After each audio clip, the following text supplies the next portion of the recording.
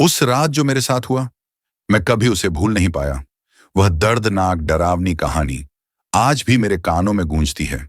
गांव के किनारे पर फैला वह विशाल समुद्र दिन में शांत दिखाई देता था, लेकिन जैसे ही सूरज ढलता, उसकी लहरें किसी जंगली जानवर की तरह गरजने लगतीं।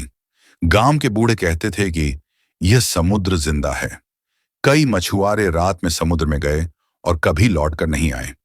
उनकी नावें तो किनारे मिलती, लेकिन नाव पर न तो कोई शरीर होता और न ही खून का कोई धब्बा। बस लकड़ी की तख्तियों पर अजीब से गहरे पंजों जैसे निशान। गांव के बच्चे रात को समुद्र की तरफ नहीं देखते थे। कहते थे कि गहराई में दो चमकती आंखें हर समय ऊपर झांकती रहती हैं। कुछ औरतें दावा करती कि उन्होंने आधी रात को समुद्र से अजीब सी चीखें सुनी, जैसे कोई हजारों गलों से एक साथ रो रहा हो। अर्जुन, एक जवान मछुआरा, इन कहानियों पर भरोसा नहीं करता था, लेकिन उसके दिल में एक डर हमेशा पलता था। बचपन में उसने अपने पिता को समुद्र में खोते देखा था। उस दिन से उसके मन में सवाल था, समुद्र लोगों को निगलता क्यों है? एक रात गांव में हलचल मच गई। किनारे पर खड़ी एक टूटी नाव बहकर लौट आई थी। नाव पर ताजा खून बिखरा था, लेकिन किसी इंसान का नामो निशान नहीं था। नाव की लकड़ी पर वही गहरे पंजों जैसे निशान बने थे। लोगों ने शोर मचाया, फिर वही राक्षस जाग गया है। इस बार वो सबको खत्म कर देगा। अर्जुन भीड़ में खड़ा था, रगों में खून जैसे जम गया हो। उसे साफ सुनाई दिया कि लहरों के बीच से कोई भारी सांसें ले रहा है, जैसे समुद्र की गहराई में कोई बहुत बड़ा जीव जंजीरें तोड़कर ऊपर आना चाहता हो। गांव के बुजुर्ग पंडित ने कांपती आवाज में कहा, यह वही श्राप है जो सदियों पहले लगाया गया था। समुद्र की गहराई में एक राक्षस कैद है और हर 100 साल बाद वह जागता है, अपने हिस्से का खून लेने। लोग डर से थरथराने लगे। औरतें बच्चों को घरों में बंद करने लगीं, लेकिन अर्जुन की आंखों में अजीब सी चमक थी। वह सोच रहा था, अगर यह सच है तो मुझे उस राक्षस को देखना ही होगा। शायद मेरे पिता का राज भी वहीं छिपा है। रात गहराती गई। लहरें अब पहले से ज्यादा ऊंची उठने लगीं। चांदनी में समुद्र किसी काले दैत्य की तरह फैल रहा था, और अर्जुन को लगा कि लहरों के बीच वास्तव में दो चमकती आंखें उसे घूर रही हैं। लेकिन तभी गांव के किनारे से कुछ मछुआरे चिल्लाते हुए दौड़े आए, लाशें मिली हैं, समुद्र ने उन्हें बाहर फेंक दिया है। पूरा गांव शोर मचाता हुआ तट की ओर भागा। रेत पर 3 शव पड़े थे, लेकिन वे सामान्य शव नहीं थे। उनके चेहरे इस तरह फटे हुए थे मानो किसी विशालकाय जबड़े ने उन्हें चीर डाला हो। आंखें सफेद पड़ चुकी थीं और शरीर के अंग अजीब तरह से मरोड़े हुए थे, जैसे मौत से पहले उन्होंने किसी असहनीय पीड़ा को सहा हो। सबसे डरावनी बात यह थी कि उनके सीने पर बड़े बड़े पंजों जैसे गहरे निशान बने हुए थे, और उनके पास ही रेत पर ज्वार के पानी में किसी जानवर जैसे लंबे पैरों के निशान भी साफ दिखाई दे रहे थे। पर ये निशान किसी इंसान या किसी सामान्य समुद्री जीव के नहीं हो सकते थे। निशानों की चौड़ाई ही इतनी बड़ी थी कि पूरा आदमी उनमें समा जाए। गांव के लोग चीखने लगे, ये इंसानों का काम नहीं है, वो जाग चुका है। अर्जुन भीड़ में खड़ा था। उसका गला सूख रहा था। शवों को देखकर उसे अपने पिता की याद आ गई। शायद उसके पिता का भी यही हाल हुआ होगा। यह सोचकर उसकी आंखों में आक्रोश और डर दोनों उभर आए। इसी बीच गांव में एक अनजान महिला आई। उसके हाथ में कागजात और कैमरा था। उसने शवों और निशानों की तस्वीरें लेना शुरू किया। गांव वाले हैरान होकर उसकी ओर देखने लगे। वह महिला थी डॉक्टर माया सेन, एक प्रसिद्ध समुद्री जीव वैज्ञानिक। वह गांव के लोगों से बोली, ये कोई साधारण जानवर नहीं है। मैंने ऐसी घटनाओं की रिपोर्ट पहले भी देखी है। समुद्र की गहराई में कुछ है, कुछ ऐसा जिसे कभी सामने नहीं आना चाहिए। गांव वाले घबरा कर बोले, तुम बाहर की हो, तुम्हें नहीं पता। ये कोई वैज्ञानिक बात नहीं है, ये श्राप है। हमारे पूर्वजों ने इसे कैद किया था, लेकिन अब वो कैद टूट रही है। माया मुस्कुराई, पर उसकी आंखों में हल्की बेचैनी थी। वह जानती थी कि विज्ञान हर चीज का जवाब नहीं दे सकता। अर्जुन उसकी ओर बढ़ा और धीरे से बोला, अगर तुम सच में पता लगाना चाहती हो कि ये सब क्या है, तो मैं तुम्हें दिखा सकता हूं। माया ने उसे देखा। उसकी आंखों में वह बेचैनी और जुनून साफ झलक रहा था। शायद यही वह व्यक्ति था जो उसे समुद्र की असली गहराई तक ले जा सकता था। किनारे की लहरें और उग्र हो चुकी थीं, और दूर समुद्र में एक क्षण के लिए सबने महसूस किया कि पानी की सतह के नीचे कुछ विशाल हलचल कर रहा है। उस रात गांव पर अजीब सा बोझ उतर आया। हर घर में खामोशी थी, लेकिन उस खामोशी के पीछे एक डरावनी सरसराहट छिपी हुई थी। हवा तक जैसे थम गई थी, और समुद्र का शोर मानो किसी भयावह गीत की तरह गूंज रहा था। अर्जुन अपने घर में लेटा हुआ था। नींद उसकी आंखों से कोसों दूर थी। दिन में देखी गई लाशें, रेत पर बने भयानक पंजों के निशान, सब उसकी आंखों के सामने बार बार घूम रहे थे। धीरे धीरे उसकी आंख लग गई, लेकिन नींद आते ही उसने खुद को समुद्र के बीच पाया। चारों तरफ काला पानी था। उसने नीचे झांक कर देखा तो समुद्र की गहराई में हजारों सफेद हड्डियां बिखरी हुई थीं। उनमें से कई इंसानी थीं, कई जानवरों की, और कुछ तो ऐसी थीं जिन्हें उसने कभी देखा भी नहीं था। अचानक पानी के भीतर से एक लंबी कराहती हुई आवाज आई, अर्जुन! वह चौंक पड़ा। किसी ने उसका नाम लिया था। उसने पानी के भीतर झांका और उसे दिखाई दी दो विशाल आंखें, जो अंधेरे में जलती हुई लाल रोशनी की तरह चमक रही थीं। और तभी वह दिखा, एक ऐसा राक्षस जिसकी लंबाई इतनी थी कि उसका सिर सतह के पास था और शरीर नीचे अंधेरे में गायब। उसके मुंह से निकली हुई लंबी नुकीली दांतों की कतारें किसी जहाज को भी चीर सकती थीं। उसकी खाल पर शैवाल और सीपियां चिपकी हुई थीं, जैसे सदियों से वह समुद्र की कैद में पड़ा हो। वह धीरे धीरे अर्जुन के पास आया और उसकी गर्जती हुई आवाज गूंजी, तुम्हारे पिता मेरे पास हैं। अर्जुन ने चीखने की कोशिश की, पर उसकी आवाज गले में ही अटक गई। राक्षस का जबड़ा खुला और काले अंधेरे की गहराई से खून की गंध उठी। पानी अचानक उफान मारने लगा और लहरों ने अर्जुन को अपनी गिरफ्त में ले लिया। वह डूबने लगा। उसके कानों में सिर्फ वही आवाज गूंज रही थी, हर 100 साल बाद मैं लौटता हूं, और इस बार कोई नहीं बचेगा। अर्जुन हड़बड़ाकर उठ बैठा। उसका पूरा शरीर पसीने से भीग चुका था। सांसें तेज तेज चल रही थीं, जैसे वह सचमुच डूब कर लौटा हो। उसने खिड़की से बाहर देखा। समुद्र शांत था, लेकिन अचानक लहरों के बीच एक क्षण के लिए वही दो लाल आंखें चमकीं और फिर गायब हो गईं। अर्जुन की रीढ़ की हड्डी तक में सिहरन दौड़ गई। अब उसे यकीन हो चुका था, वह राक्षस केवल सपना नहीं, हकीकत है। माया ने नक्शा खोला। उसमें समुद्र के बीचों बीच एक जगह चिह्नित थी, काला गर्त, द ब्लैक ट्रेंच। गहराई इतनी अधिक कि आज तक कोई वहां तक नहीं पहुंच पाया था।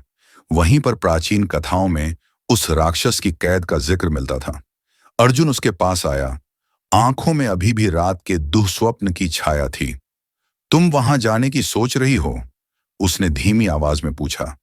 माया ने उसकी ओर देखा और कहा, हां, अगर यह सच है कि वहां कुछ है तो हमें पता लगाना होगा।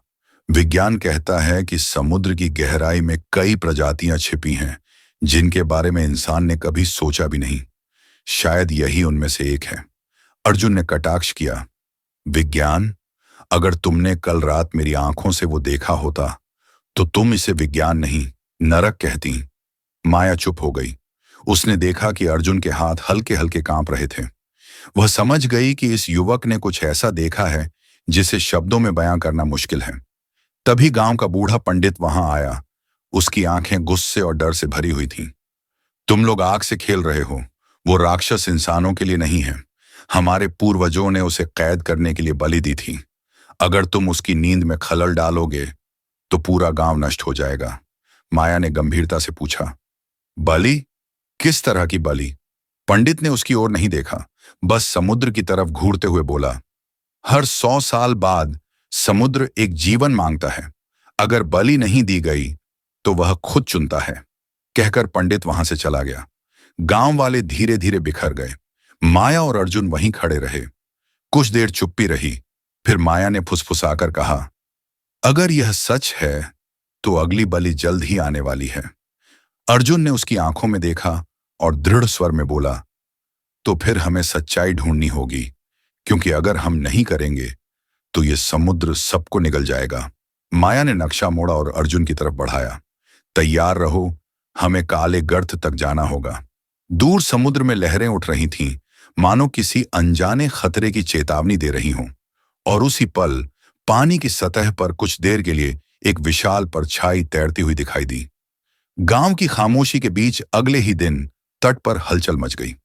समुद्र के बीच जाने के लिए सबसे बड़ा और मजबूत जहाज तैयार किया जा रहा था, सम्राट। यह वही जहाज था जिसका इस्तेमाल कई साल पहले गहरे समुद्र में मछली पकड़ने के लिए किया जाता था, लेकिन अब वह टूटा फूटा और जर्जर हालत में पड़ा था। अर्जुन और डॉ माया ने गांव वालों को बहुत समझाया, लेकिन ज्यादातर लोग डरकर साथ जाने से मना कर चुके थे। आखिरकार कुछ ही लोग तैयार हुए। कैप्टन रॉबिन्स, बूढ़ा लेकिन जिद्दी नाविक, जिसने अपने जीवन में समुद्र के कई रहस्य देखे थे। इमरान, एक साहसी गोताखोर जो पैसों के लिए कुछ भी करने को तैयार था। कृष्णा, अर्जुन का पुराना दोस्त, जिसने कई बार समुद्र में मौत को करीब से देखा था। कैप्टन रॉबिन्स जहाज के डेक पर खड़ा सब कुछ निरीक्षण कर रहा था। उसकी झुर्रियों भरी आंखें दूर समुद्र को ऐसे देख रही थीं, मानो वह किसी पुराने दुश्मन को पहचान रहा हो। वह बड़बड़ाया, "ये वही समुद्र है जो इंसान से हमेशा कीमत वसूलता है।" अर्जुन ने पास आकर पूछा, "कैप्टन, क्या आप भी उस राक्षस की कहानियों पर यकीन करते हैं?" रॉबिन्स ने धीरे धीरे उसकी तरफ देखा। "कहानियां? मैंने खुद उसे देखा है। उस रात मेरा पूरा दल खत्म हो गया था। मैं अकेला जिंदा बचा, लेकिन तब से हर रात उसकी आंखें मेरे सपनों में जलती रहती हैं।" यह सुनकर अर्जुन और माया दोनों सन्न रह गए। अब यह केवल मिथक नहीं रह गया था, बल्कि एक बूढ़े इंसान का जीवंत अनुभव था। शाम तक जहाज तैयार हो गया। पुराने तख्तों पर लोहे की नई पट्टियां चढ़ाई गईं, रस्सियां और पाल बांधे गए, मशालें और आपूर्ति भी रखी गईं, खाना, पानी, हथियार और माया के वैज्ञानिक उपकरण। जब जहाज समुद्र में उतारा गया तो गांव के लोग किनारे खड़े होकर चुपचाप देख रहे थे। कुछ लोग दुआ कर रहे थे तो कुछ सिर झुकाए बुदबुदा रहे थे, "ये लोग वापस नहीं आएंगे।" लंधेरा धीरे धीरे उतरने लगा था। हवा में नमक और सड़न की गंध फैल रही थी। माया ने अपनी नोटबुक में लिखा, "यात्रा आरंभ, गंतव्य काला गर्त, संभावना जीवन और मृत्यु की सीमा।" अर्जुन जहाज पर खड़ा समुद्र की ओर देख रहा था। उसके दिल में एक ही संकल्प था, इस बार समुद्र मेरा शिकार नहीं करेगा। या तो मैं सच्चाई लेकर लौटूंगा या फिर यहीं दफन हो जाऊंगा। और जब सूरज क्षितिज के पीछे डूबा, जहाज सम्राट ने अपनी डरावनी यात्रा शुरू की। दूर से समुद्र की गहराई मानो हंस रही थी, जैसे वह पहले से जानता हो कि इस सफर का अंत कैसा होने वाला है। लेकिन उस रात का अंधेरा कुछ अलग ही था। जहाज सम्राट लहरों को चीरता हुआ आगे बढ़ रहा था। हवा ठंडी थी और आसमान पर बादल मंडरा रहे थे। कहीं दूर बिजली चमकती और पल भर के लिए समुद्र का काला चेहरा रोशन हो उठता। डेक पर सन्नाटा था। माया अपने उपकरणों से पानी की गहराई नाप रही थी। अर्जुन जहाज की रेलिंग पकड़कर गहरे समुद्र की ओर देख रहा था। इमरान ने मशाल जलाकर एक गाना गुनगुनाना शुरू किया, लेकिन उसकी आवाज खुद उसके डर को छुपा नहीं पा रही थी। कैप्टन रॉबिन्स हाथ में पुराना कंपास लेकर खड़ा था। उसकी नजरें समुद्र पर जमी थीं। वह बुदबुदाया, "हवा ठीक नहीं है, यह समुद्र कुछ कह रहा है।" अचानक जहाज की तली से भारी धमाका हुआ। पूरा जहाज हिल गया। सब लोग चौंक कर गिरते पड़ते खड़े हुए। "क्या यह चट्टान से टकराया?" कृष्णा ने घबराकर पूछा।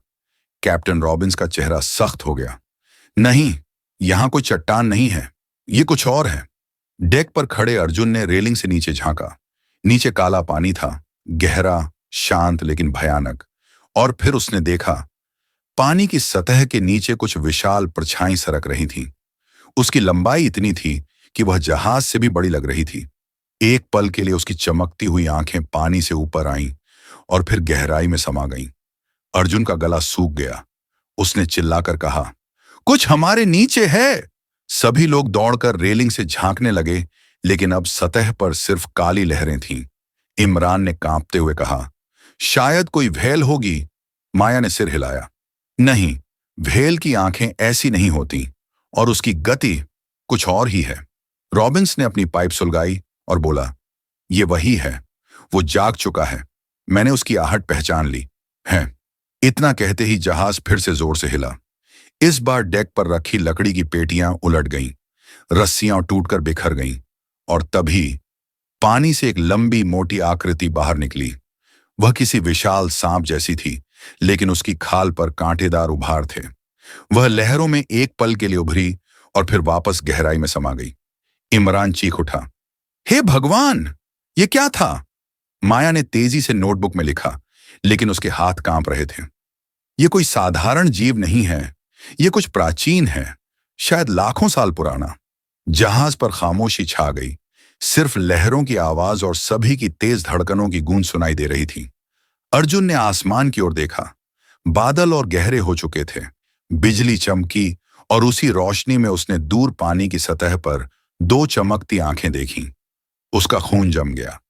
वह वही आंखें थीं जो उसने अपने दुःस्वप्न में देखी थीं। रात गहराती जा रही थी। जहाज सम्राट समुद्र की काली लहरों को चीरता आगे बढ़ रहा था, लेकिन अब हर किसी के दिल में एक डर बैठ चुका था। अर्जुन रेलिंग पर झुका था और उसके कान लगातार पानी की आवाजें पकड़ने की कोशिश कर रहे थे। लहरों की सामान्य गड़गड़ाहट से अलग उसमें कोई और ध्वनि घुली हुई थी, मानो कोई गहरी भारी सांस ले रहा हो। माया ने अपने हेडफोन को समुद्र में छोड़े गए हाइड्रोफोन से जोड़ा। जैसे ही उसने सुना, उसका चेहरा सख्त पड़ गया। उसने धीरे धीरे सबको इशारा किया कि पास आए। स्पीकर से एक बेहद डरावनी ध्वनि निकल रही थी, पहले धीमी, फिर गहरी और अचानक भयानक कराह की तरह तेज होती हुई, मानो कोई विशाल गला हजारों मीटर गहराई से रो रहा हो। इमरान कांप उठा। ये इंसान की चीख जैसी लग रही है। कृष्णा की आंखों में डर उतर आया। ये समुद्र है या कोई कब्रिस्तान? माया ने धीरे से कहा, यह बायोलॉजिकल साउंड है, लेकिन इससे ज्यादा गहरी आवाज मैंने कभी नहीं सुनी। ये किसी भी जात समुद्री जीव की नहीं हो सकती। अचानक आवाज बदल गई। अब वह चीख नहीं रही थी, बल्कि मानो कोई भाषा बोल रही हो। शब्द स्पष्ट नहीं थे, लेकिन उनके बीच एक दोहराव सुनाई दे रहा था, गहरी गूंज जैसी ध्वनि। र जू न। अर्जुन का चेहरा सफेद पड़ गया। उसके कानों ने साफ उसका नाम सुना था। नहीं, यह संभव नहीं है। सब लोग उसकी ओर देखने लगे। माया ने हैरानी से कहा, क्या यह सचमुच तुम्हारा नाम ले रहा है? अर्जुन पीछे हट गया। उसकी सांसें तेज हो गईं। कल रात मैंने सपना देखा था, वही आंखें, वही आवाज, और उसने कहा था कि मेरे पिता उसके पास हैं। कैप्टन रॉबिन्स ने गहरी सांस ली और बोला, यह कोई सपना नहीं था बेटे, वह राक्षस मन के भीतर उतरता है। वह तुम्हें चुन चुका है। इतना कहते ही अचानक जहाज के नीचे से जोरदार धमाका हुआ। सारा डेक हिल गया। पानी के छींटे ऊपर तक उठे और उसी के साथ स्पीकर से भयानक कराहती आवाज आई, मानो समुद्र खुद चीख रहा हो। मशाल बुझ गई। चारों तरफ घना अंधेरा छा गया और उस अंधेरे में सबने एक साथ सुना, हजारों गलों से उठती चीख जो सीधे उनकी आत्मा को काट रही थी। अंधेरा ऐसा घना हो चुका था कि जहाज पर खड़े लोग एक दूसरे का चेहरा भी साफ नहीं देख पा रहे थे। सिर्फ समुद्र की गर्जना और वह भयावह आवाज गूंज रही थी जो कानों को चीर रही थी। इमरान ने कांपते हाथों से मशाल दोबारा जलाने की कोशिश की। उसने पत्थर रगड़ा, चिंगारी निकली, और जैसे ही रोशनी फैली, सबके पैरों तले जमीन खिसक गई। जहाज के डेक पर खून फैला हुआ था। लाल धारियां लकड़ी की तख्तियों से बहकर नीचे समुद्र में गिर रही थीं। पर डरावनी बात यह थी कि वहां कोई शव नहीं था, सिर्फ खून। ये किसका खून है? कृष्णा की आवाज कांप रही थी। माया नीचे झुकी और खून को छुआ।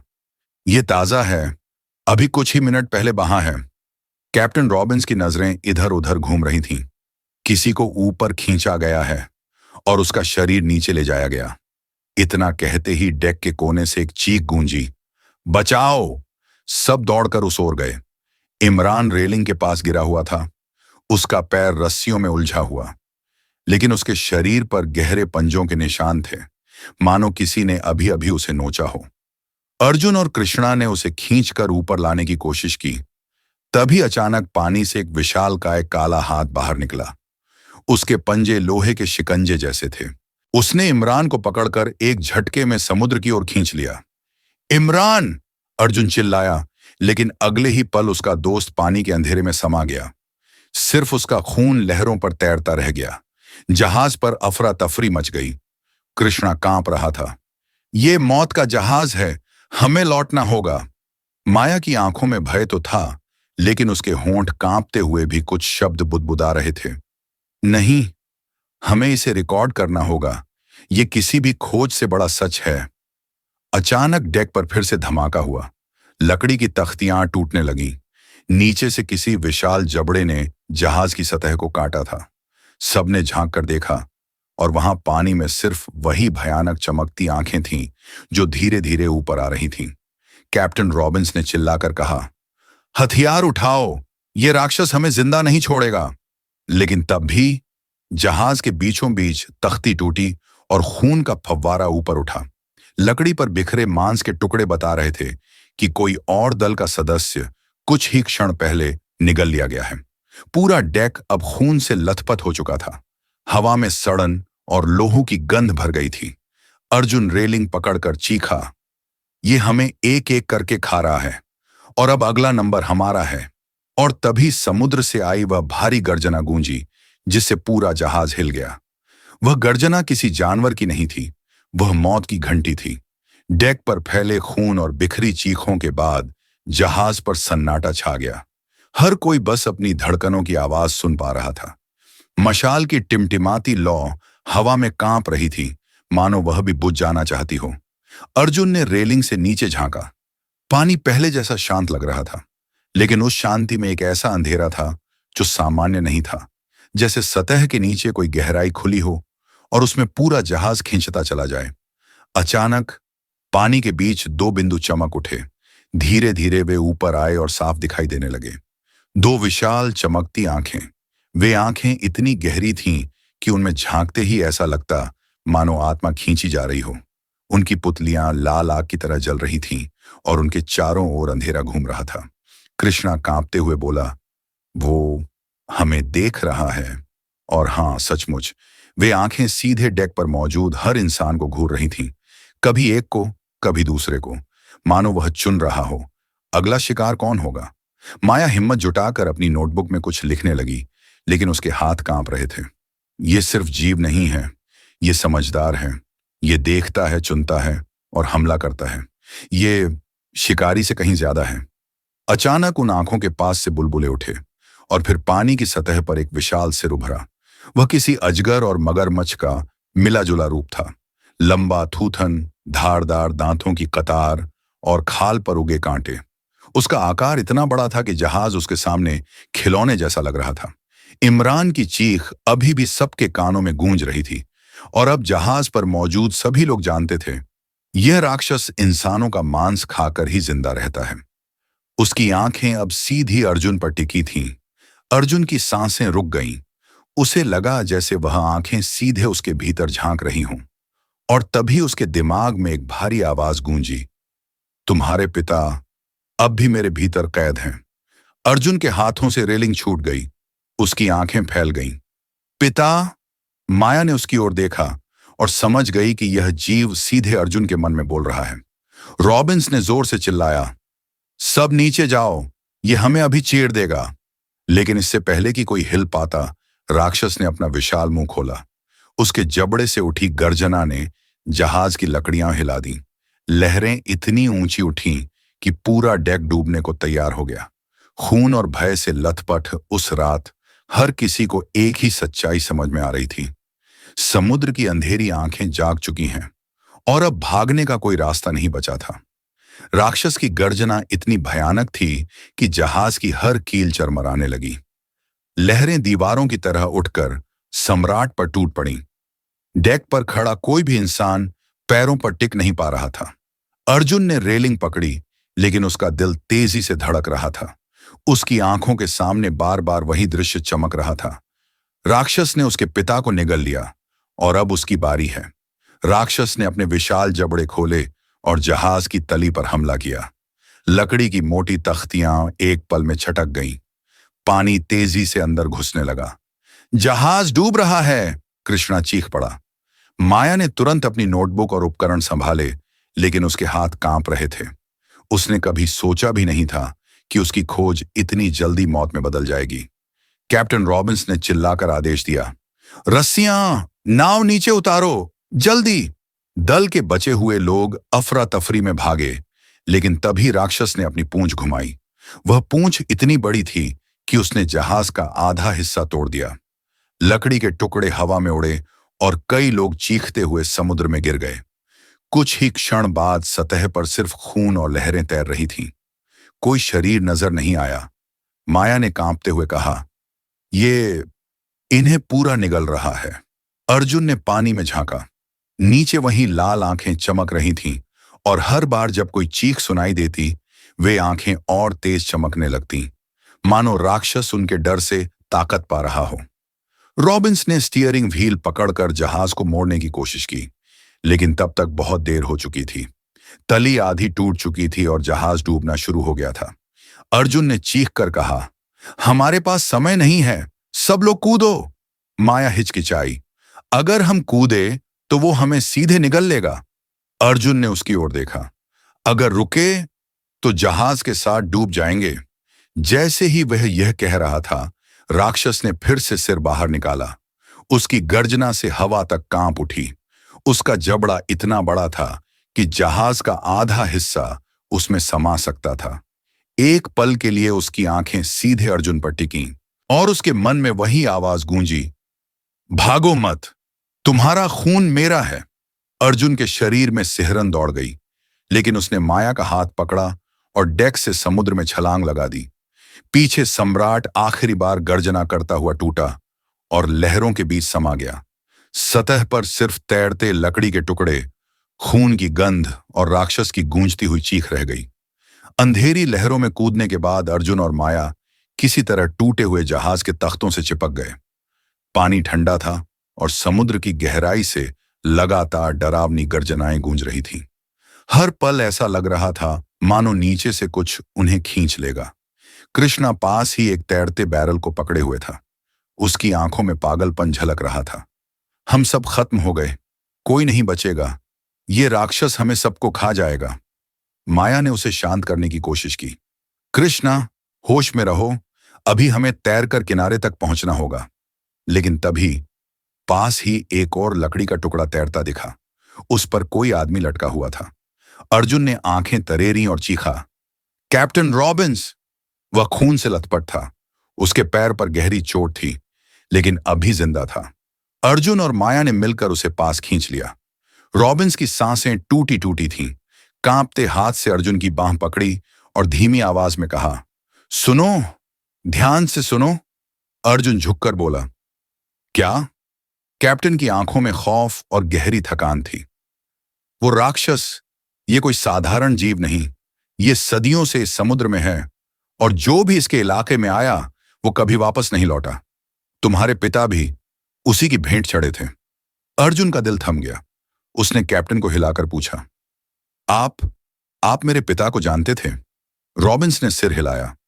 हाँ, उन्होंने भी इसे मारने की कोशिश की थी, पर यह अजेय है। ये न मरता है, न डूबता है। ये समुद्र का शाप है। माया ने कांपते स्वर में कहा, तो इसका कोई अंत नहीं। रॉबिन्स की आंखें धुंधली हो गईं। अंत है, पर उसके लिए तुम्हें इसकी आंखें चीरनी होंगी। उसकी ताकत उसी अंधकार से आती है, उसकी आंखों से। इतना कहकर वह हाँफने लगा। अर्जुन ने उसे संभालने की कोशिश की, लेकिन देर हो चुकी थी। कैप्टन का शरीर ढीला पड़ गया और धीरे धीरे लहरों पर तैरता हुआ बह गया। माया ने आंखें मूंद लीं।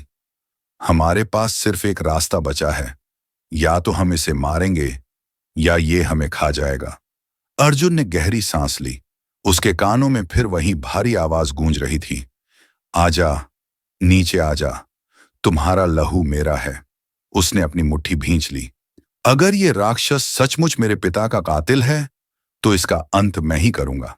अंधेरे समुद्र के बीच टूटी लकड़ियों पर टिके 3 इंसान अब जानते थे कि उनकी रात सिर्फ जिंदगी और मौत की लड़ाई नहीं है। ये एक ऐसे राक्षस से टकराव है जो सदियों से अजेय रहा है, और अब उसकी आंखें उनकी ओर देख रही थीं। समुद्र का अंधेरा अब और भी गाढ़ा हो चुका था। टूटे जहाज की लकड़ियां इधर उधर तैर रही थीं और बीच बीच में किसी डूबे इंसान की चीख गूंजती, लेकिन तुरंत ही थम जाती। हर लहर के नीचे ऐसा लगता जैसे कोई विशाल साया घूम रहा हो। अर्जुन, माया और कृष्णा लकड़ी के टुकड़ों से चिपके हुए थे। हर कोई जानता था कि राक्षस ऊपर से नहीं आएगा, वह नीचे से घात लगाए बैठा है। अचानक पानी के भीतर हल्की चमक दिखाई दी। दो लाल बिंदु धीरे धीरे ऊपर आते हुए। माया ने कांपते स्वर में कहा, वो आ रहा है। कृष्णा घबराकर चिल्ला पड़ा, नहीं, मैं मरना नहीं चाहता। और वह अचानक लकड़ी छोड़कर तैरने लगा। अर्जुन और माया ने उसे रोकने की कोशिश की। कृष्णा, रुको, पागल हो गए हो। लेकिन बहुत देर हो चुकी थी। पानी के भीतर से बिजली की तरह राक्षस ऊपर आया। उसका जबड़ा खुला और एक ही झटके में कृष्णा को निगल गया। चीख आधी ही गूंज पाई और फिर सिर्फ बुलबुले उठे। उसके बाद सन्नाटा। माया की आंखों से आंसू फूट पड़े। ये हमें एक एक करके खा जाएगा। अर्जुन ने अपनी सांस काबू में करने की कोशिश की। नहीं, कैप्टन ने कहा था, इसकी आंखें ही इसकी कमजोरी हैं। अगर हम सही वक्त पर वार करें तो शायद इसे रोक सकें। माया ने कांपते हाथ से अपनी नोटबुक से एक छोटा सा धातु का औजार निकाला। ये हारपून गन है, जहाज पर शोध के लिए लाई थी, लेकिन सिर्फ एक तीर है। अर्जुन ने हथियार को कसकर पकड़ा। उसकी आंखें गुस्से से जल रही थीं। एक ही काफी है, अगर वो सही जगह लगे। अचानक पानी हिला और राक्षस फिर सतह पर आया। उसका सिर इतना विशाल था कि वह आधे समुद्र को ढक ले। उसकी आंखें लाल चमक रही थीं और उसकी दृष्टि सीधे अर्जुन पर थी। उसके जबड़े से उठती गर्म सांस ने पानी को खौलता हुआ बना दिया। वह धीरे धीरे पास आ रहा था, जैसे अपने शिकार के डर का स्वाद लेना चाहता हो। अर्जुन ने हारपून गन उठाई। उसके हाथ कांप रहे थे, लेकिन उसकी आंखें स्थिर थीं। आजा, मुझे ही चाहता है ना तू? तो ले। राक्षस ने एक भयानक गर्जना की और झपट्टा मारा। उसकी आंखें इतने करीब थीं कि अर्जुन उनमें अपनी परछाई देख सकता था। उसने निशाना साधा और हारपून छोड़ दिया। धातु का तीर हवा को चीरता हुआ सीधा राक्षस की बाईं आंख में धंस गया। एक पल के लिए समुद्र शांत हो गया। फिर अचानक पानी फट पड़ा और ऐसी चीख गूंजी कि मानो पूरा महासागर कांप उठा हो। राक्षस दर्द से तड़प उठा। उसका विशाल शरीर पानी के ऊपर उछलने लगा और उसकी पूंछ ने लहरों को तूफान में बदल दिया। माया ने चीख कर कहा, भागो, ये पागल हो गया है। अर्जुन ने लकड़ी कसकर पकड़ी, लेकिन उसके दिल में पहली बार एक उम्मीद की चमक जाग उठी थी। ये अमर नहीं है, इसे हराया जा सकता है। लेकिन तभी राक्षस की दूसरी आंख और भी ज्यादा चमकने लगी, जैसे उस दर्द ने उसकी ताकत को और भी भयानक बना दिया हो। अब खेल बदल चुका था। शिकार और शिकारी की लड़ाई शुरू हो चुकी थी। राक्षस की घायल आंख से खून समुद्र में रिस रहा था। वह खून साधारण नहीं था, गाढ़ा, काला और चमकता हुआ। जैसे जैसे वह फैल रहा था, समुद्र की लहरें और उग्र होती जा रही थीं। माया ने डरते हुए कहा, यह खून समुद्र को जहरीला कर रहा है। अर्जुन ने गहरी सांस ली। नहीं, यह समुद्र को गुस्से में बदल रहा है। अचानक चारों ओर हवा तेज हो गई। आसमान में काले बादल उमड़ने लगे। बिजली चमकने लगी। कुछ ही पलों में रात का समुद्र एक भयंकर तूफान में बदल गया। राक्षस पागल हो चुका था। वह अपनी विशाल पूंछ को पानी पर मार रहा था, जिससे 20 से 30 फीट ऊंची लहरें उठ रही थीं। उन लहरों में इंसानी शव और जहाज के टुकड़े तैर रहे थे, मानो समुद्र ने अपनी कब्र खोल दी हो। माया टूटी लकड़ी से चिपकी कांप रही थी। ये हमें बहा कर ले जाएगा, अर्जुन ने दांत भींचते हुए कहा। नहीं, ये राक्षस चाहता है कि हम डर कर मरें, लेकिन अगर हमें बचना है तो हमें इसके और करीब जाना होगा। माया ने उसे घूरा। क्या तुम पागल हो? अभी हमने एक आंख पर वार किया और देखो, पूरा समुद्र हमारे खिलाफ खड़ा हो गया। अर्जुन ने उसकी आंखों में देखते हुए कहा, मुझे इस राक्षस का चेहरा देखना है। मुझे पता करना होगा कि यह सचमुच क्या है। इतना कहते ही समुद्र से फिर वही भारी आवाज गूंजी। वह मानो सीधे अर्जुन के दिमाग में उतर रही थी। तू मेरे खून को छूने की हिम्मत करता है, तेरा लहू अब मेरा है। राक्षस पानी से आधा ऊपर उठा। उसका आकार इतना विशाल था कि लहरों से भी बड़ा लगता था। उसके शरीर पर शैवाल और टूटी नावों के टुकड़े चिपके हुए थे, मानो सदियों से उसने उन्हें निगल कर अपने अंदर समेट लिया हो। माया की आंखों में आंसू भर आए। ये कोई जीव नहीं, ये तो समुद्र का शाप है। अर्जुन ने अपनी मुट्ठी भींची। शाप हो या जीव, इसका अंत होगा। तभी बिजली चमकी और राक्षस ने अचानक हमला किया। पूंछ ने सीधा अर्जुन और माया की लकड़ी को निशाना बनाया। लकड़ी चकनाचूर हो गई और दोनों अलग अलग दिशाओं में पानी में गिर पड़े। माया की चीख अंधड़ में गुम हो गई। अर्जुन डूबने लगा। उसकी आंखों के सामने सिर्फ अंधेरा और लाल चमक थी। राक्षस की आंखें, तूफान और राक्षस दोनों एक हो गए थे। अब यह सिर्फ समुद्र से जंग नहीं थी, ये मौत से जंग थी। अर्जुन गहरे अंधेरे में खिंचता जा रहा था। उसके कानों में तूफान की गड़गड़ाहट, चीखें और राक्षस की गूंजती आवाज एक साथ भर गई थी। उसकी सांस टूट रही थी, लेकिन अचानक उसे महसूस हुआ कि वह अकेला नहीं है। उसके चारों ओर पानी में असंख्य परछाइयां तैर रही थीं।